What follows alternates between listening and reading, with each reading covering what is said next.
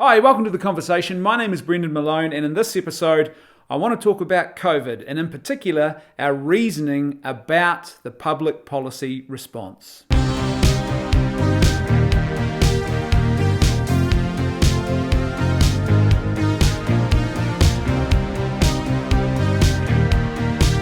At the time of recording this episode, New Zealand is in yet another state of lockdown. Our largest city, Auckland, is locked down under what we call level 3 restrictions. The rest of the country is locked down under level 2 restrictions. And this happened on last Saturday night, where what, from a layman's perspective, has all the hallmarks of panic on the part of public officials.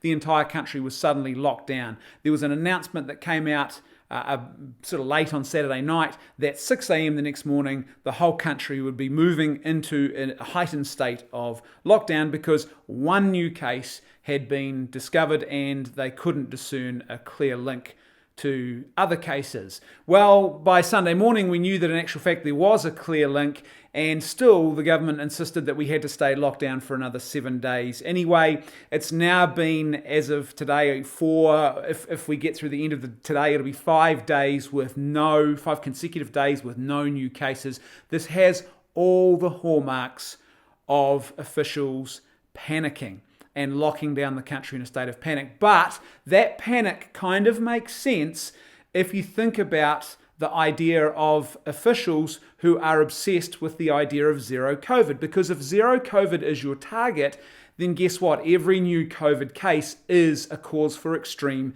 concern. And so you can see how this sort of panic erupts, which is why I think we actually need to adjust our approach to COVID here in New Zealand. Even the Prime Minister recently has indicated that she thinks that we are going to have to learn to start living with COVID, and I think that is probably what is going to be the case. According to all of the articles and information that we're hearing from various experts about this issue, is that COVID is not going away anytime soon. And so what that means is that a zero COVID strategy is really a millstone around our necks, and what we probably need to do is go back to the original plan before we became fixated on zero COVID, which was COVID suppression. So keeping COVID in check, trying to reduce the cases as much as possible, stop the hospitals from being overwhelmed, protect the vulnerable, and save as many lives in the process as we can. Why do we need to do this? Well, because every COVID lockdown comes with its own unique problems. First of all, there's the massive disruption that this causes. People just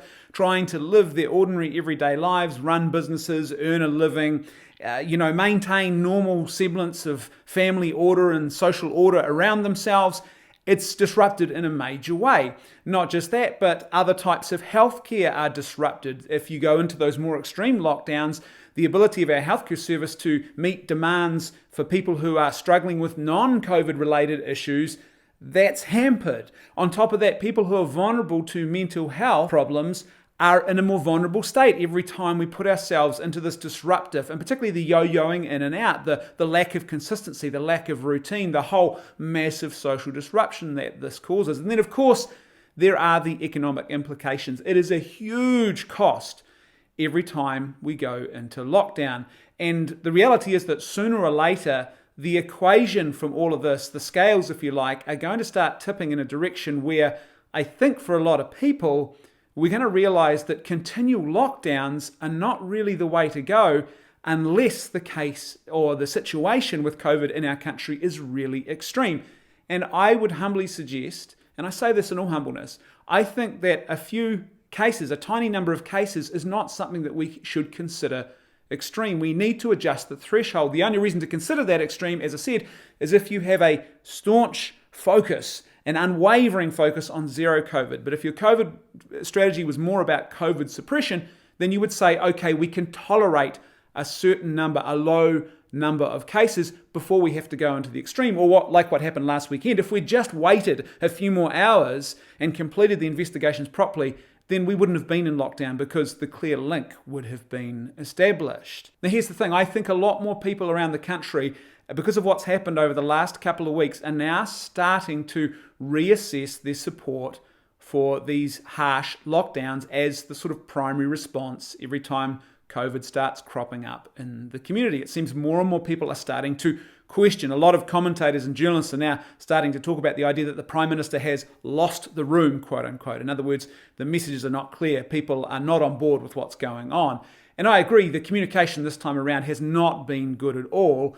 But at the same time, I think there's something more going on. I think the reason that the Prime Minister is losing the room is because more people are starting to wonder whether or not this is actually a productive and proactive strategy. Now, this made sense 12 months ago because there were so many uncertainties, things that we didn't know about the virus, things that we didn't know about what the implications were. The modelling looked really, really dire. And so the precautionary principle would say, well, if you've got a course of action, then the evidence is pointing to the fact that it's going to cause a lot of harm, then you should actually act in a precautionary way. And so it made sense to do what we did last year. But here we are 12 months later, more than 12 months later. We know more. We have a greater understanding. We have more tools in the toolkit. And in theory, our ability to track and trace, etc., should be a lot better than what it was 12 months ago. And yet we are still thinking about lockdowns and our strategy, I would argue, in a way that is more suited to 12 months ago than it is to right now.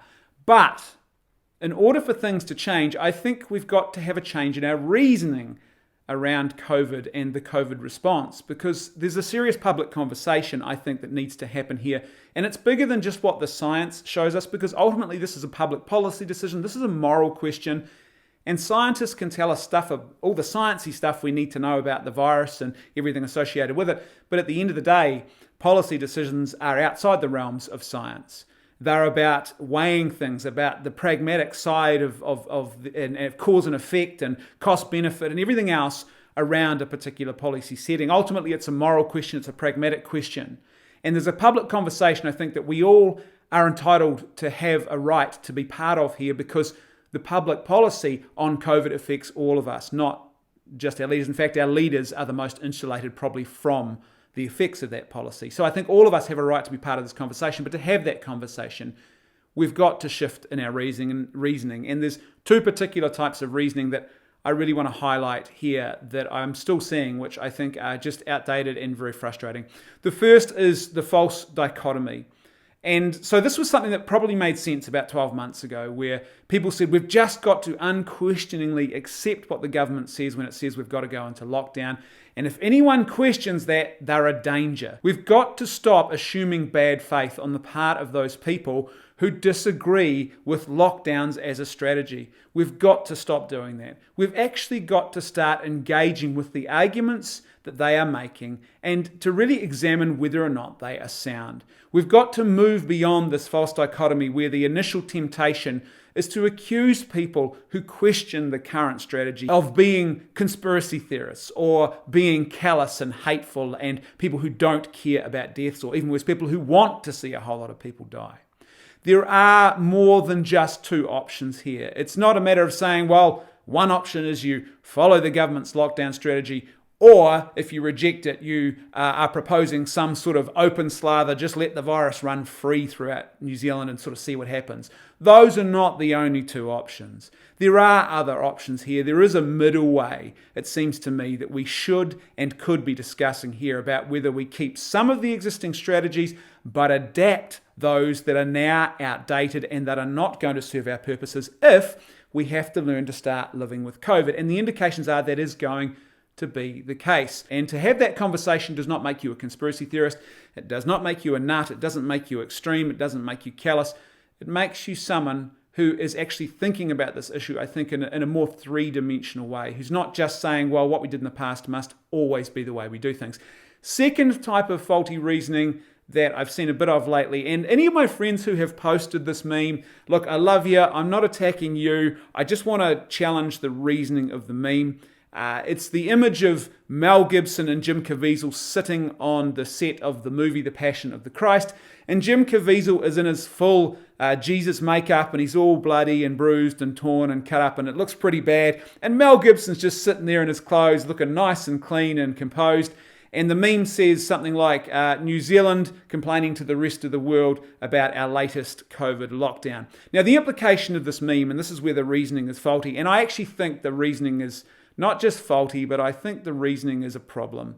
The reasoning of the meme is that New Zealand shouldn't be complaining, that we should basically just shut up and accept our current situation because other places in the world are having a far worse time of COVID. Now, that's true. things could be a lot worse in New Zealand. Other places are having far bigger problems than we are having right now in New Zealand. And I don't know about you, but I'm grateful that New Zealand is not plagued by COVID and things have not got out of control.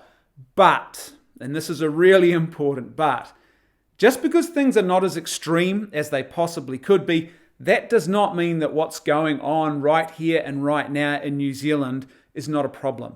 It doesn't mean that what is happening right here, right now in New Zealand is not actually causing huge problems and other sort of crises, whether they be personal or social crises for people or groups of people in our country, and that we shouldn't actually be talking about and looking about ways to address that and possibly adjusting our strategy to suit that. Just because things are not as bad as they could be, it doesn't mean that the stuff that's happening right now is actually the way it should be. In fact, I would argue that this meme is actually a kind of gaslighting, and I don't think that people who share it are meaning it to be gaslighting, but it is a type of gaslighting. To me, it's kind of like the abusive spouse or partner who constantly berates and verbally abuses his wife or girlfriend. He never says a kind word. He's always passive aggressive, always manipulative, always controlling, and always insulting and calling her names. And then when she complains about this treatment, he turns around and he says to her, "Look, what's your problem? Don't you know that the guy over the road,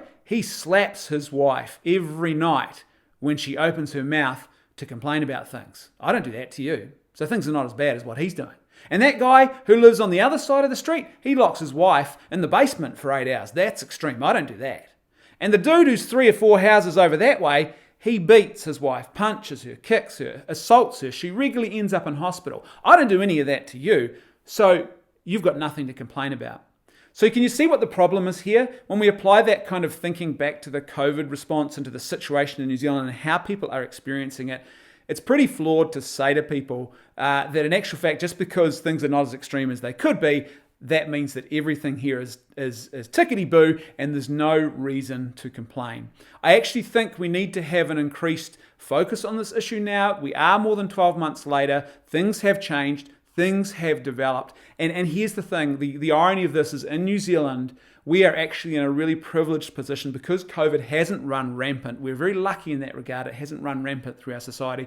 We actually have the ability to, at the very least, have the conversation safely. This is not a place where it's out of control and people are proposing that we should have a conversation about whether or not we should ease restrictions in a state where this virus is just running rampant and doing all sorts of great harm and causing lots of huge numbers of deaths.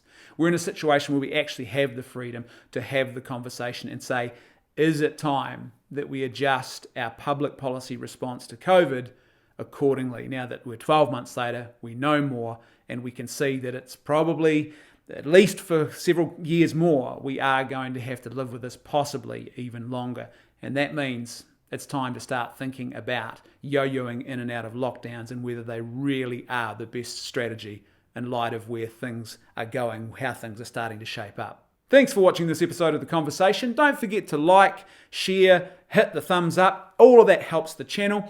And wherever you're watching this, please don't forget to subscribe. If you're on YouTube, you have to hit that little notifications bell as well as the subscribe button. That way you'll be kept up to date about every new piece of content that we post. A huge thank you to everyone who is supporting Left Foot Media on Patreon. Thanks to you, today's episode was possible. If you're not already a supporter, you can do that for as little as $1 a month or as much as you'd like to contribute at patreon.com/leftfootmedia. That's patreon.com/leftfootmedia. As I said, a huge thank you to everyone who's already supporting the channel. Thanks to you guys, we can keep making this great content. Thanks for tuning in. I'll see you next time on The Conversation.